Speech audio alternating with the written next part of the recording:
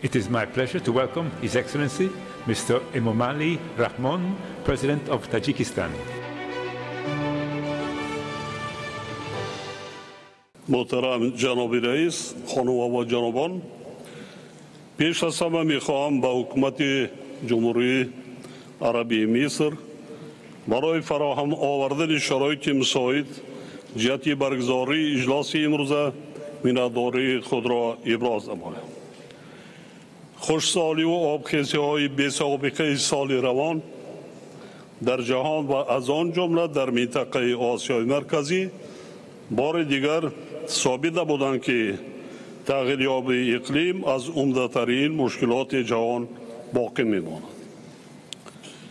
تاجیکستان با 93% حدود کوهسارش در برابر تغییریابی اقلیم خیلی آسیب پذیر میباشد. آفت‌های طبیعی وابسته به این روند همه ساله به اقتصاد کشور ما صدها میلیون دلار خسارات وارد کرده در بسیار حالت باعث تلفات جانی می‌گردند. قابل ذکر است که حصه تاجیکستان در حجم پرتوهای گازهای گلخانه‌ای خیلی ناچیز است و در این رده‌بندی کشور ما در جای 130 قرار دارد، یعنی از روی اندازه پس چنین پرتوها موقع پیشرفت را اشغال می‌نماید. زیاده از 98% نیروی برق در تاجیکستان از حساب ذخیره‌های برقرار شونده، یعنی انرژی سبز بخصوص هیدروانرژتیکا به دست می آید و از روی این نشان دهنده ما در جهان در مقام ششم قرار داریم. همزمان ما نقشه داریم که تا سال 2050 حصه خود را در اجرای استراتژی صفر پرتو توسط رشد انرژی سبز باز هم افزایش دهیم. حکومت تاجیکستان استراتژی ملی مطابق شوی با تغییریابی اقلیم 2030 و یک قطع صنعت‌های دیگر را قبول نموده است. محترم جناب رئیس، ذخیره‌های آب در روند مطابق شوی و استوارناکی با تغییریابی اقلیم همچنین کاهش دادن عاقبت‌های آن نقش کلیدی دارند. افزایش آفت‌های طبیعی وابسته به آب رابطه ناگسستنی ذخیره‌های آن را با تغییریابی اقلیم تاکید می‌نماید.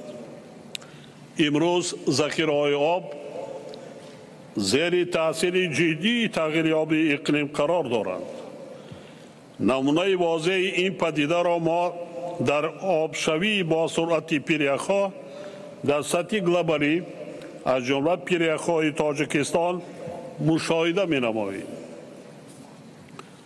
طی چند ده ساله آخر از 13,000 پیریخ ما 1,000ش پوره از بین رفته است.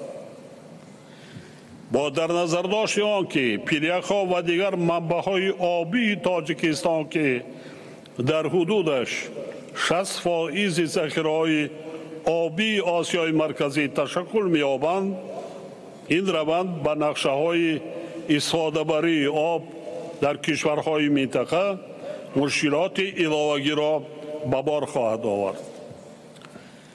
در این زمینه ما در دایره ائتلاف آب و اقلیم پیشنهاد نمودیم که سال 2025 سال بین المللی حفظ پیریخ‌ها اعلام کرده شود.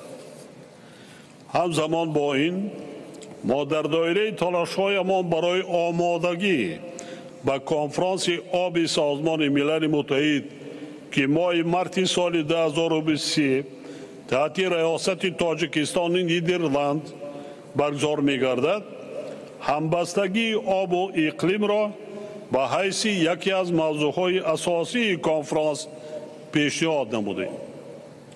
ما همچنین در کنفرانس دوم دوشنبه آید به دستورالهای آب طرح روزنامه عمل در ساحه آب را که باید عهده‌داری و عملها را در چارچوب کنفرانس سال آینده به هم آورد منظور نمودیم.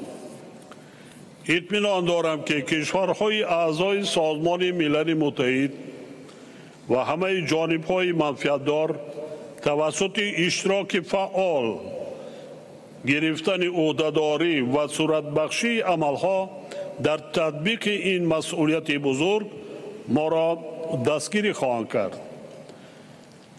با همه ما نتیجه های باقرار از اجلاس امروزه و در راه به سوی کنفرانس آب سازمان ملل متحد در سال آینده یگانگی و همدلی آرزو می نمایم.